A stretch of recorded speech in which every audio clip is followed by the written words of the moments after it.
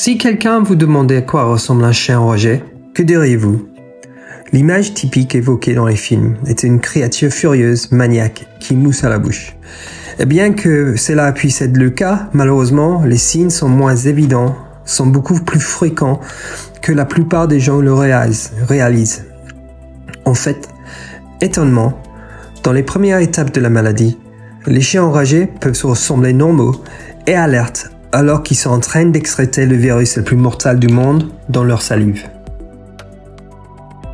Toute personne dans les pays où la rage est endémique. Être conscient de ces signes peut sauver la vie de toute personne vivant ou visitant les zones endémiques de la rage, et est particulièrement important pour ceux qui nous travaillent avec les animaux.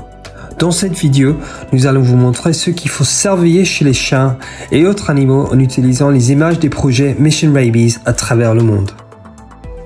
La rage a un impact énorme sur le bien-être des chiens, mais les comportements sont causés par le virus de la rage et non pas par les chiens. Ainsi, chaque chien qui mord n'est pas un chien avec la rage et chaque chien qui a la rage ne mord pas. La rage chez les chiens est une maladie qui peut être éliminée par la vaccination de masse de chiens. En connaissant les signes de la rage, vous serez en mesure de soutenir les efforts à contrôler cette maladie et à vous protéger, ainsi que votre famille et votre communauté. Certaines vidéos sont difficiles à regarder, mais c'est la réalité de cette maladie qui affecte les communautés du monde entier.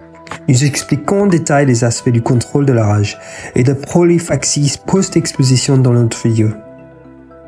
La rage peut apparaître soit sous une forme furieuse, caractérisée par une hyperactivité, soit sous une forme paralytique, caractérisée par une faiblesse et une paralysie. Mais les deux formes évoluent rapidement vers le coma et la mort. Les signes de la rage peuvent varier énormément d'un animal à l'autre, mais le seul aspect cohérent dans tous les cas est la mort, qui se passe toujours dans les 10 jours et le plus souvent dans les 4 jours suivant les premiers signes de la maladie. La rage devait être considérée dans tout animal qui meurt soudainement après une courte maladie dans les endroits endémiques de la rage. L'OMS considère qu'un chien est soupçonné de rage si l'un des signes suivants est présent: hypersalivation, paralysie, léthargie, agression anormale non provoquée, par exemple morsure de 2 personnes ou d'animaux ou plus et ou d'objets inanimés, et vocalisation anormale. Passons en revue les signes un par un, mais rappelez-vous que de nombreux animaux enragés ne montrent qu'un ou quelques-uns de ces signes à la fois. Le virus de la rage peut provoquer une paralysie de la langue et des muscles de la gorge. Cela peut faire pendre la langue, la mâchoire ouverte, et il peut faire baver de la salive de la bouche. Cette salive contient souvent des concentrations élevées du virus de la rage. Ici, nous pouvons voir que le chien est également instable sur ses pieds. Vous pouvez voir sa langue qui pendouille. Chez ce chien, vous pouvez également voir les signes neurologiques qui s'agitent. Les signes de la faiblesse, les mouvements lents et les mouvements circulaires et la mauvaise coordination sont fréquents dans la présentation paralytique de la rage. Les signes neurologiques de tremblement et de convulsions sont également fréquents et sont souvent confondus avec cette maladie. Cela peut évoluer vers une activité semblant à celle d'une crise, comme on le voit chez le chien. Certains chiens atteints de la rage peuvent sembler léthargiques, comme ils ne pouvaient pas garder les yeux ouverts. Mais lorsqu'ils sont stimulés, ils redeviennent rapidement alertes et agressifs. Les autres chiens sont généralement soumis et retirés, montrant les signes les plus typiques de la forme paralytique de la maladie. Le virus de la rage affecte les parties du cerveau contrôlant les comportements primitifs et donc un signe commun est la rage et l'agression. Chez les chiens, cela peut entraîner une envie de mordre les objets, mais les personnes et les animaux qui les entourent, en particulier les choses qui bougent.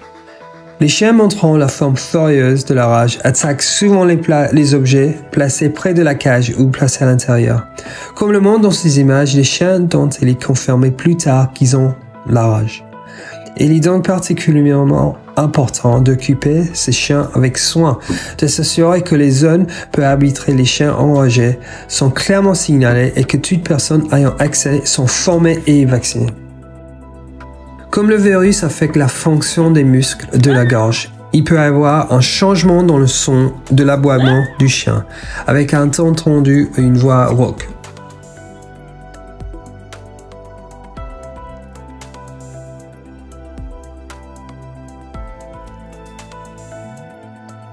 Le virus de la rage est vraiment le maître de la tromperie et d'essayer de définir une image spécifique à quoi ressemble la rage clinique dans les chiens peut risquer un diagnostic manqué.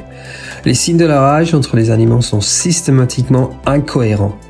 Certains chiens manquent d'appétit et sont incapables de voir, tandis que d'autres continuent de bien manger. Certains chiens semblent même enjoués, tandis que d'autres sont maniaques et agressifs. Un signe indicatif de la rage chez les humains est une peur de l'eau, de l'hydrophobie. Mais ce signe n'est pas observé chez les chiens, et donc l'idée qu'un chien n'est pas enragé parce qu'il boit encore est une idée fausse. Vous avez vu tout au long de cette vidéo un certain nombre de chiots. La rage chez les chiots est souvent négligée parce que mordre et mordrier est un comportement normal chez les chiots en bonne santé. Cela peut signifier que les gens ne pensent pas à la rage après une morsure ou une égratignure d'un chiot, ce qui entraîne la mort de nombreuses personnes éteintes de rage. En effet, le risque de rage chez les chiots s'est avéré plus élevé que les chiens adultes dans un certain nombre d'études, peut-être parce qu'ils sont souvent manqués lors de campagnes de vaccination de masse de chiens, et ou retardés d'être pris chez un vétérinaire pour la vaccination ou simplement parce qu'ils sont mignons et câlins, ce qui rend les chances d'interaction avec les gens plus élevées. Les morsures et les égratignures des chiots doivent être gérées de la même manière que toute autre morsure de chien, et il est important que les chiots de tout âge soient pris pour une vaccination pendant les campagnes de vaccination de chiens. Les signes de la rage ne font qu'empirer. Ils ne s'améliorent jamais. Donc dans les cas où le clinicien est incertain, la surveillance de l'animal en quarantaine permettra d'évaluer la trajectoire de la maladie. Les signes cliniques progressent invariablement sur une période de plusieurs heures ou jours, comme on le voit dans le cas, progressant vers le coma dans les 24 heures. Malheureusement, tous les chiens atteints de la rage progressent vers le coma et la mort dans les 10 jours suivant la première apparition des signes, sans aucun traitement vétérinaire efficace ne soit actuellement connu. La maladie a un taux de mortalité de 100%. Il est intéressant de noter que la rage est la seule maladie avec un taux de maladie de 100%. Et donc, dans le cas où l'animal souffre, le plan d'action le plus agréable est l'euthanasie humaine pour prévenir une mort douloureuse et traumatique. Les chiens sont l'espèce réservoir du virus de la rage et la transmission par les chiens présente donc le plus grand risque. Cependant, tout mammifère peut être infecté par le virus de la rage et a le potentiel de transmettre le virus aux humains par sa salive. La plupart des animaux présentent le même spectre des signes décrits pour les chiens. Les formes furieuses et paralytiques ont été reportées chez les chats, les vaches et d'autres espèces.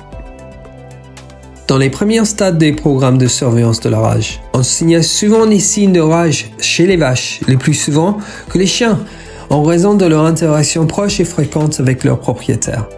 La rage chez les vaches n'est que le point émergent de l'iceberg. Donc là où il y a des cas de rage chez les vaches, il y a inévitablement une grande population de réservoirs de rage à proximité.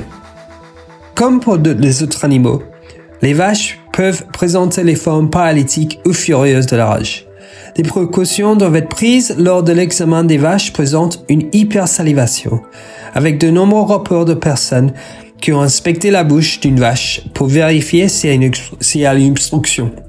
Mais l'animal a été testé positif pour la rage. Les vaches atteintes de la rage furieuse peuvent poser un risque considérable pour les communautés en raison de leur taille et de leur corps. Nous espérons qu'un jour les vidéos de ces animaux serviront d'enregistrement historique d'une maladie que les générations futures ne rencontreront jamais. La rage chez les chiens a été éliminée de nombreuses régions du monde grâce à la vaccination de masse des chiens. mais la maladie constitue toujours une menace très réelle pour les populations d'Afrique et d'Asie.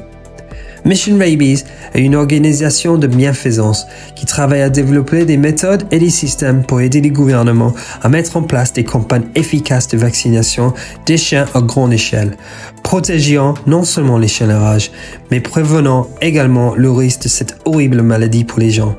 Cliquez sur les liens ci-dessus pour en savoir plus sur leur travail et découvrir comment vous pouvez aider à faire de la génération finale de la rage.